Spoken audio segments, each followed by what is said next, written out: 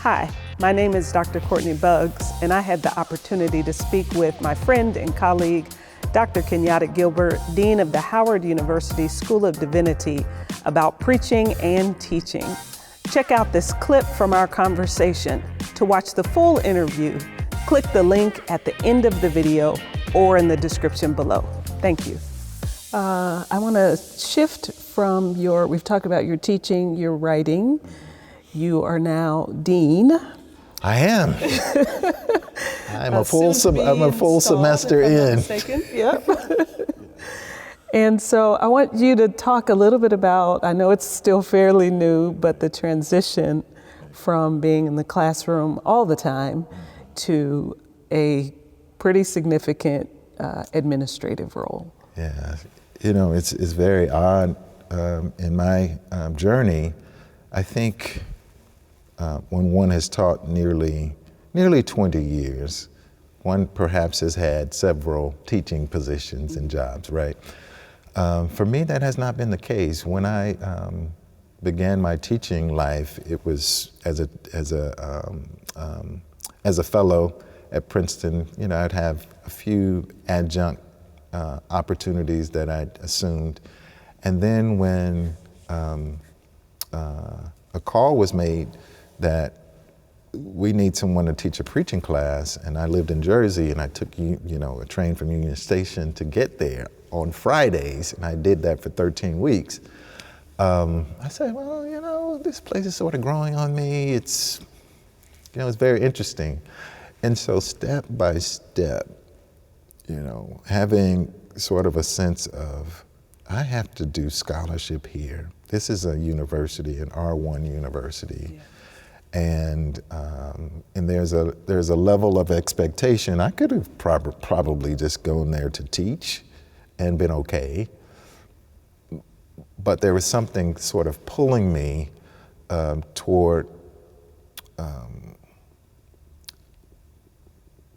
ascending in the academy, if you will, okay. Right? I became very active in my guild. Can't believe I've been with the Academy of Homiletics for 2 decades now. I mean, this is crazy, right? But having a sense of again, to whom much is given, much is required. Moving, through the ranks, assistant professor, tenured, associate professor, and ultimately full professor. And quite frankly, I was pretty content with that, right? I never thought that decanal leadership would be in my path. And so when it became apparent that I needed to yield once again, just as I was reluctant to become a licensed minister, an ordained minister, this particular role came with a lot of reluctance. And I'll tell you why. I thought about initially what I'd be losing, right? I was on a pretty steady clip with my publishing, and I had a book contract. I still have a book contract. I had a contract that I wanted to work on that next book, and I was like, oh gosh, this is gonna slow my progress, because I've never seen a dean that doesn't work, right? Or if they don't work, they won't be a dean very long. Right. But this was really a major decision for me that I now, thank God, I accepted. I really do. I think we're at a critical point in history where theological education is in crisis, right? Crisis in terms of how do we negotiate a post-COVID moment? How do we begin to utilize technology in a way that makes sense without being overly reliant on the technology that we use? How do we build community when we are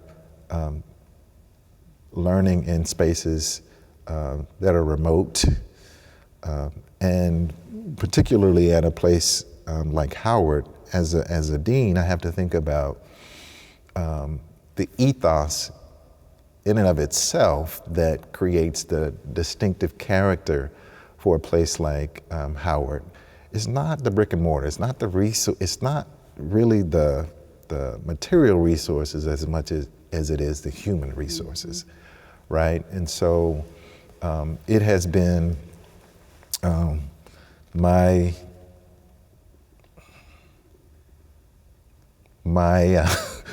tradition as a critical academic to complain when things are not right.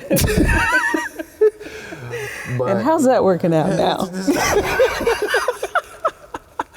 Well, it propels me, I think, in some ways to be a part of the solution that, I seek to see.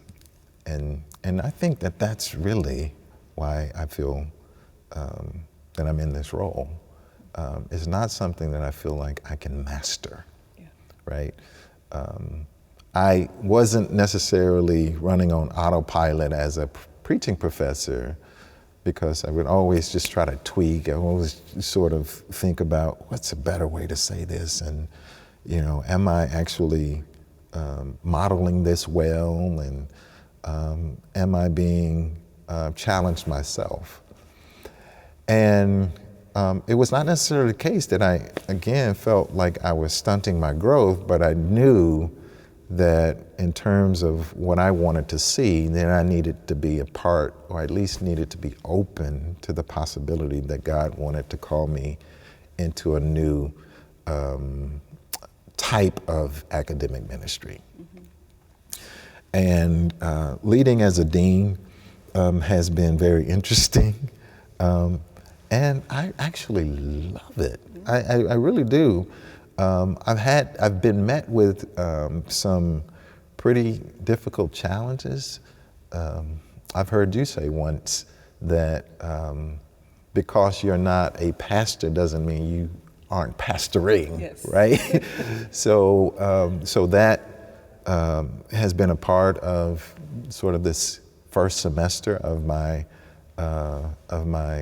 leadership. I've had a colleague to make transition unexpectedly, and not really having as firm a footing in my own role as I would have wanted to have coming into sort of the responsibilities of a dean.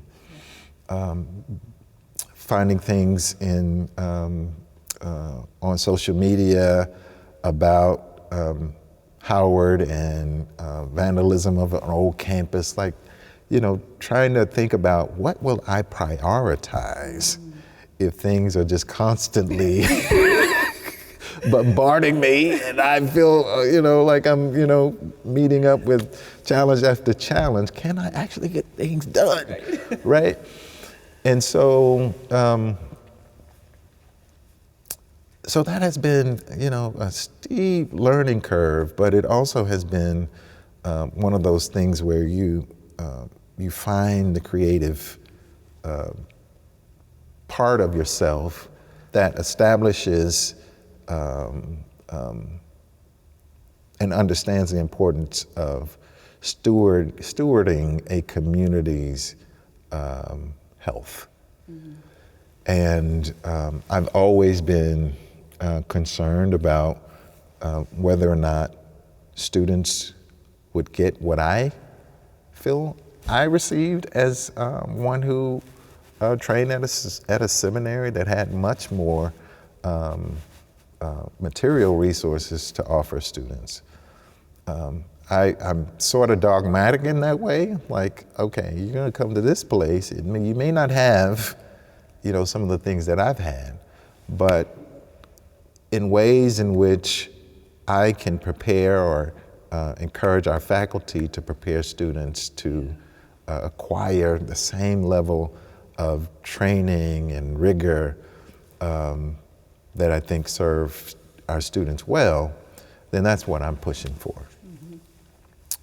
And so now, the dean's work is, fiscal responsibility, managerial, managing people, that's a challenge, right? Mm-hmm. Managing people, managing people. Managing people. And also really making sure that the academic side of things prepares the student well. So you're constantly thinking about what is the student getting, and how will they do their ministry in the world, and what kind of impact will they have, and will they look back at their, whatever amount of years that they've spent and say, you know what, this place changed my life. Yeah.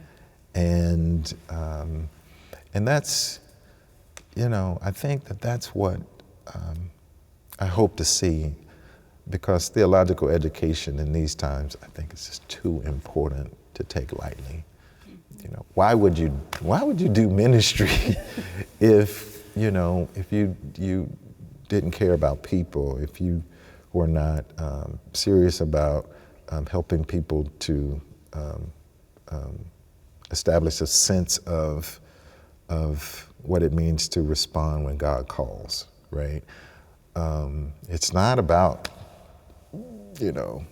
being financially